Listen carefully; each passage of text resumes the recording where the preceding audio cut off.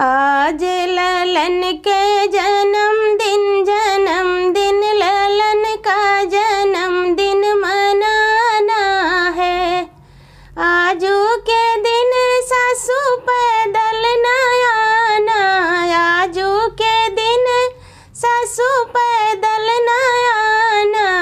भेजूंगी मोटर कार संगे राजा के संगे बाजा के संग चली आना। आज ललन के जन्मदिन ललन का जन्मदिन मनाना है।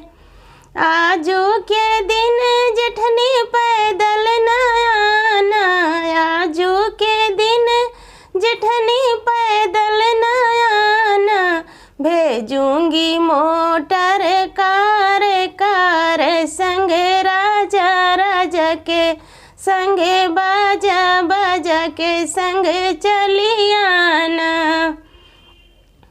आज ललन का जन्मदिन ललन का जन्म शुभ मनाना है।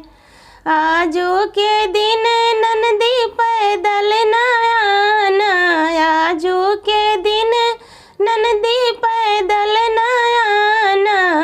भेजूंगी मोटर कार संगे राजा के संगे बाजा के संगे चली आना। आज ललन का जन्मदिन ललन का जन्मदिन मनाना है।